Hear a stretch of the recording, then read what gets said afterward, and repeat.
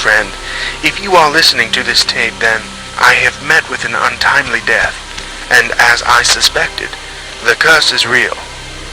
Please do not be frightened. I stumbled onto this knowledge too late to know, but you will have the foresight and ever valuable time to carry on my work. I have made a discovery so profound, it will change the way in which man has recorded history. But you must be careful. I cannot reveal too much lest I fear the others of this site have brought with them a great deal of greed, and would sell my discovery to the highest bidder, placing this invaluable jewel of history into the wrong hands. And although I've told no one, I now realize a few of these cretins I once called my colleagues know that I found something of significance. I suspected they were eavesdropping during my dictation.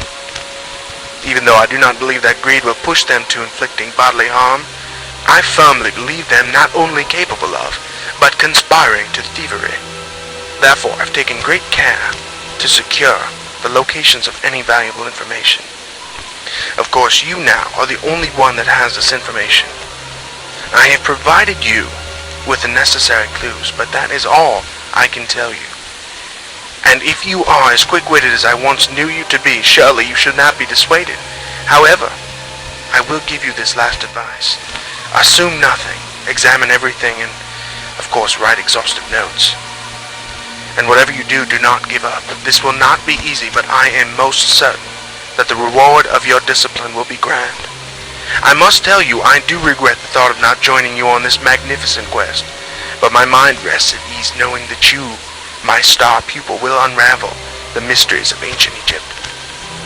Well, old friend, I have much work to attend to, and time wastes not with me, but I implore you, do not take this information lightly. My whole life's work is at stake. Goodbye and good luck.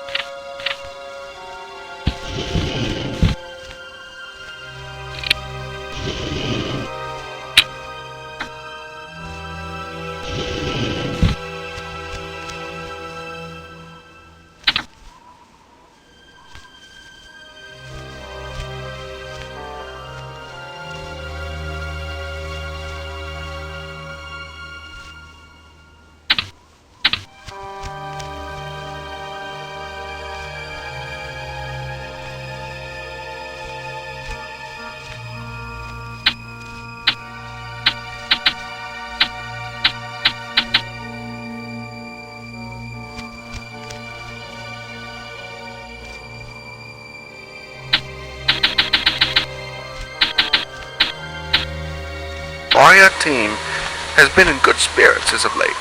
Oh, and we spent several wonderfully tense hours attempting to maneuver the Omnitronic past the debris covering the floor, if you will, of the airshaft. While progress is slow, I'm most certain we will realize our goal by week's end.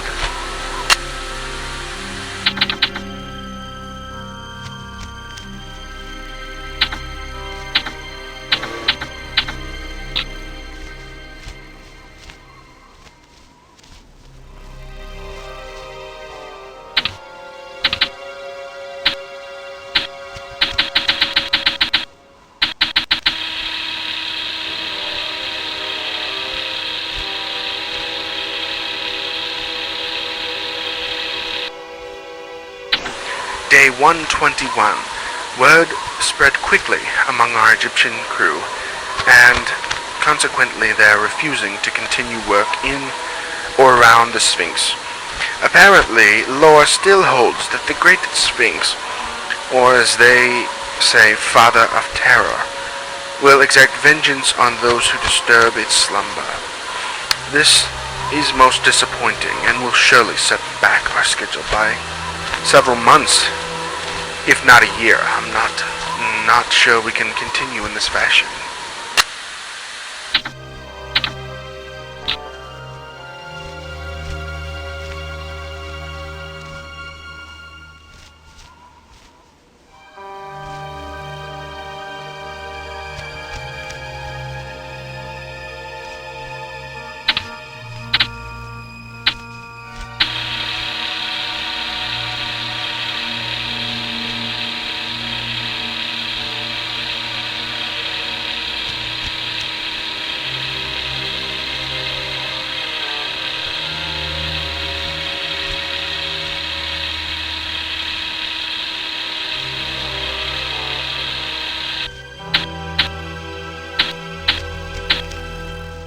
You of all people can put the pieces together. You'll find that numbers will help solve this clue. Add the number of young bulls to 5. Subtract the number of male goats. I wish you well. 109, grid lines, 10J. Let's see, the next one is object number 61, and it is a handled jug, large piece, relatively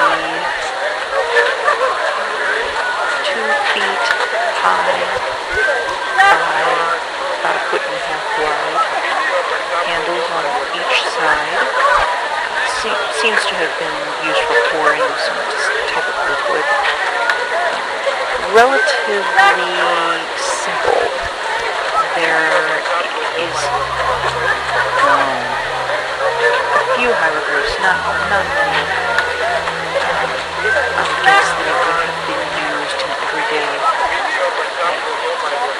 This was found at site 105, I believe that's what that says.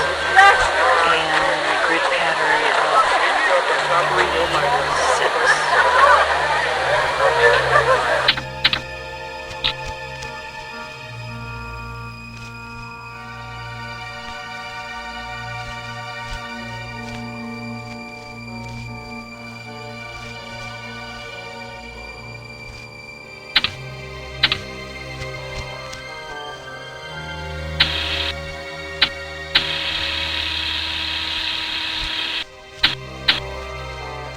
The answer.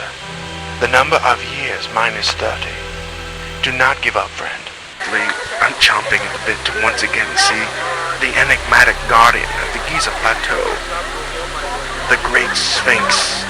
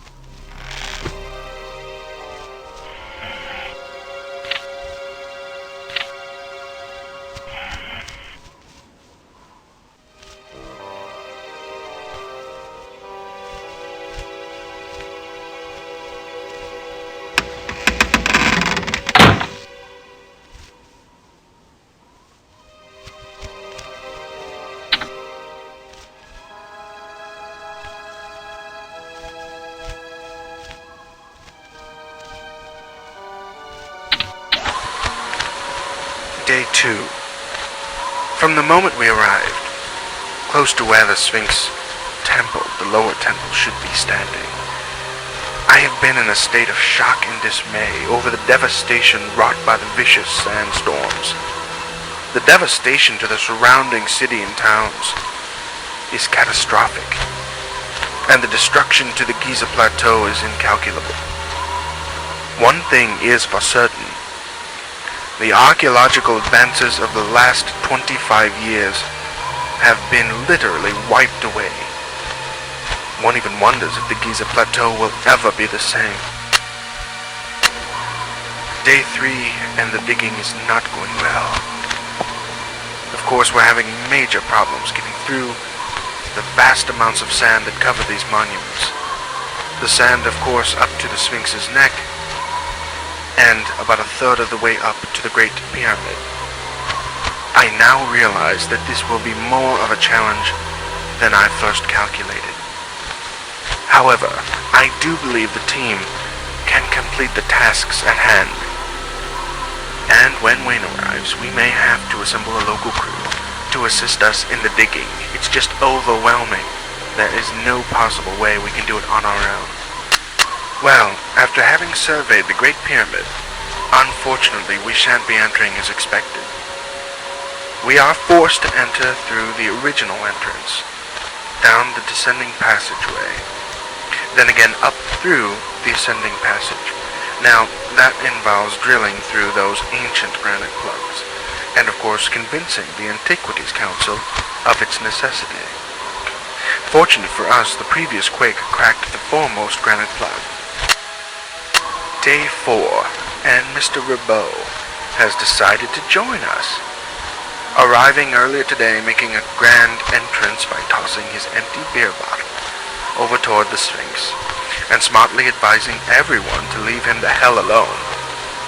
After waiting nearly an hour for him to make a stop at my tent and say a quick greeting, I finally went to him. His mood is horrendous, but he should be able to assemble a crew of Egyptians to begin the digging. Day 10, and Lizzie arrived today. I was so happy to see her again. It's been many years. Of course, Alicia Firestone was with her, and something intrigues me about her. She's also one to look out for, I imagine. Day 13. And Mr. Riddle is his usual self, already questioning my every decision, my very role as director. And after taking him under my wing as a struggling student, well, I'm not quite certain he'll be able to work with the rest of the team. Day 31, and we are falling further and further behind schedule. Morale is dropping precipitously, and Wayne is near madness. Of course, Todd and the others have mentioned of his attempt to organize a coup. Quite silly, actually. Without my name, he's nowhere. Needless to say, the digging process is not moving quickly at all. Day 47, and the team and local crew have made significant strides in removing the sand. Wayne and Alicia have removed the forwardmost granite plug. The next two will be increasingly difficult. Lizzie is beginning the tedious work of cataloging all loose artifacts. For while the storms have hidden most of the plateau, it has also kicked up heretofore buried artifacts. I can't say we found any earth-shattering relics. Nevertheless, each tells a story. Day 58. The last of the granite plugs were removed this evening, and the remaining electrical conduit reconnected where necessary. Several of the bulbs broke under the tremendous pressure of the sand, and once the generator is flown in from Cairo, we'll begin our intended exploration of the Queen's Chamber shafts, the southernmost air shaft first, I believe. I am most anxious to view the images from our expensive robot.